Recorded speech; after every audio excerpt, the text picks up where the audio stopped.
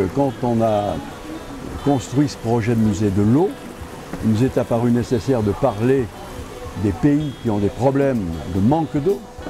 Et plutôt que d'en parler, après réflexion, on a décidé d'agir. Et par conséquent, plutôt de monter des projets de coopération, plutôt que de faire des grands discours sur la difficulté, la rareté de l'eau, etc. Que ça soit au Maroc, à Mekdaz, où les rivières descendent des montagnes, que ça soit sur le canal des Pengalane, où l'eau est présente, ou à Bakel, sur le fleuve Sénégal, la problématique à régler est celle de la qualité de l'eau.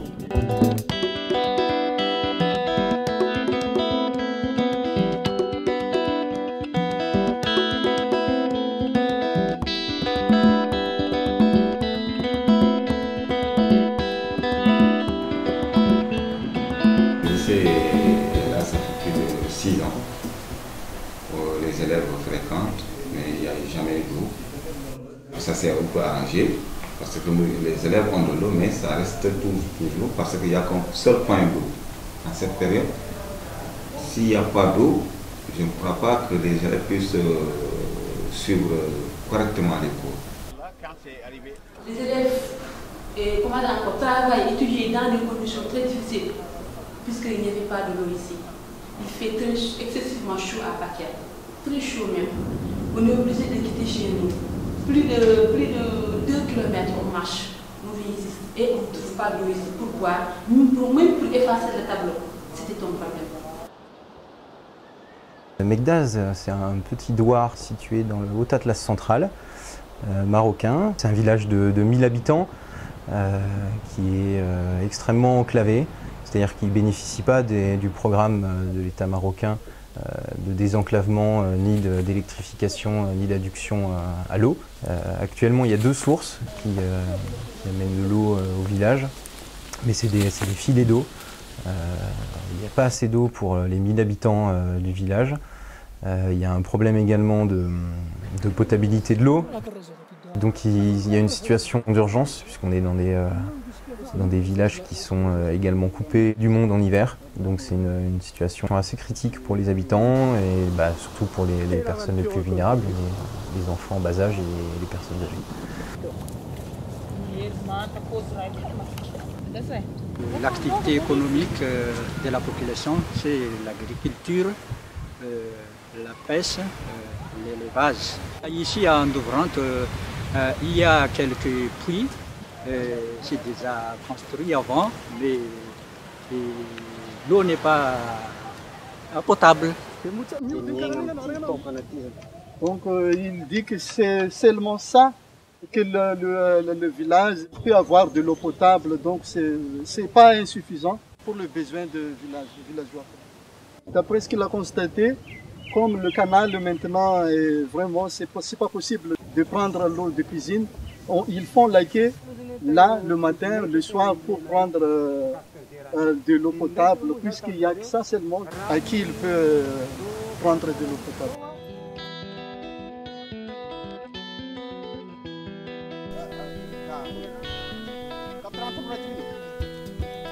Alors la ville de Bakel domine le fleuve Sénégal et elle se situe à la frontière mauritanienne et quasiment malienne. On est vraiment à la frontière entre le désert et la savane.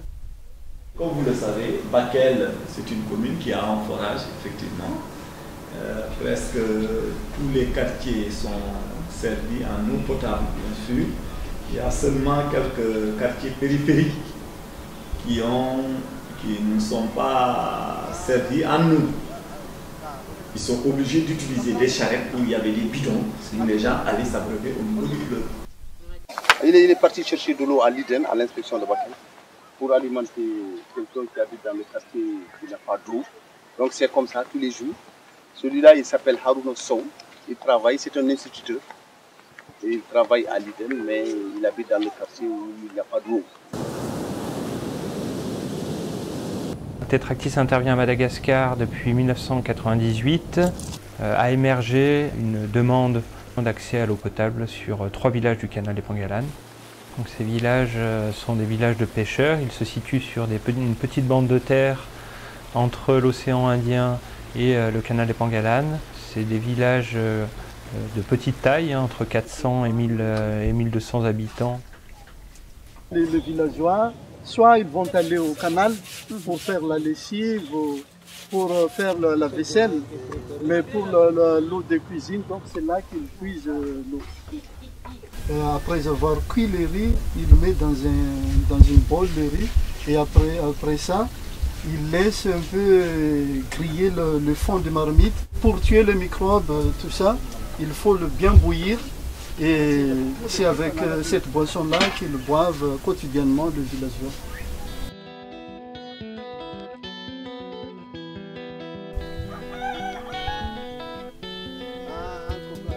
L'Agence régionale de développement et la commune de Bakel nous ont demandé d'intervenir sur le lycée de Bakel et plus globalement sur la problématique de l'hydraulique dans la ville de Bakel. Tetractis a donc organisé une mission sur le terrain par un ingénieur hydraulique avec la Sénégalaise des eaux et la commune pour identifier quelles étaient les contraintes techniques pour accorder ces deux espaces au réseau.